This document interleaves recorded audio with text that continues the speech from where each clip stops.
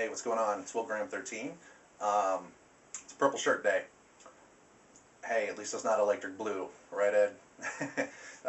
Anyway, this is to video response to the top three. Let's see how you put it. The top three games that led you to buy a console. By, like, as far as I'm concerned, like our very own YouTube pioneer, ElectricAdventures, which I've watched pretty much everything his channel has had to offer lately, and man, if you don't, if you haven't subscribed to that guy's channel yet, you're really doing yourself a disservice. So check out ElectricAdventures. But yeah, so I want to get started on that. My top three of a game that led me to buy a console.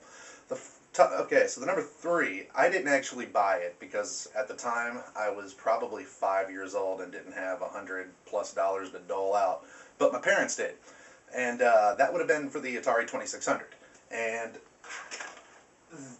these three games are going to count as one because my dad, I can remember going with him to buy an Atari 2600, and I can remember that these were the three games that he bought because these were the ones that me and my sister at the time wanted to have. And of course, that is PacMan. You know, for the Atari. I don't know if you.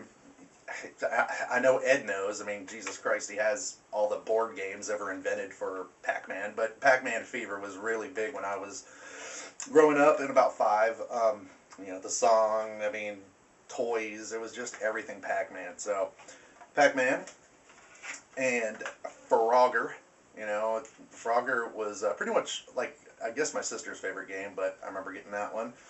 And Donkey Kong. You know, even though I love the version for the ColecoVision better, I just didn't have one when I was a kid. I had the Atari 2600. But, yeah, so these are number three, Pac-Man, Frogger, and Donkey Kong. And even so, about, what, 5-6 years later, I still wasn't old enough to buy my own console, but I was old enough to beg like a baby when it was my birthday because a friend down the road had gotten himself a Nintendo.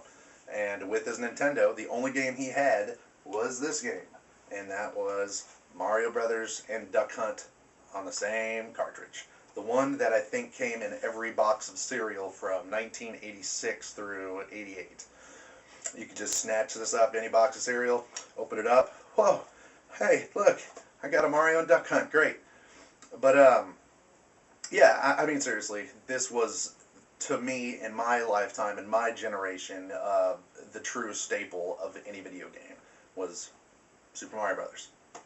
And then, when I did get a little older, and I finally breached 18, my buddy had gotten a Genesis, and, I'm sorry, my buddy had gotten a Super Nintendo, and on the Super Nintendo, he had Street Fighter 2.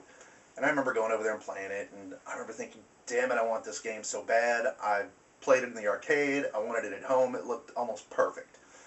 Well, I got a Genesis. I don't even remember how, but I wanted a Super NES, but somehow I got a Genesis, and I got this game with it, so I guess it's kind of the reason for me having the Genesis in some way. My memory's a little fuzzy on it, but still, this is the original one that I had, and it is Street Fighter 2 Special Tournament Edition. This is the boxed copy that I had when I was a kid that came with my Genesis. And not that it was a better version than the Super Nintendo, not that it played better or it had different fighters than my buddies. It was just that it was Special Champion Edition. Yeah, Special Champion Edition. I think I said Special Tournament Edition. Sorry. It was a Special Champion Edition, and it was just kind of my way of one-upping my buddy. Because, you know, this kid had everything. I didn't. So, if I had a chance to one-up him, you damn right I did. So, number one game, man, why am I having such a damn hard time with this? The number one game that caused me to buy a console would be Street Fighter 2 Special Champion Edition. So, again, thanks, and we'll see you on the next video response round, I'm sure, next Tuesday. So, have a good one.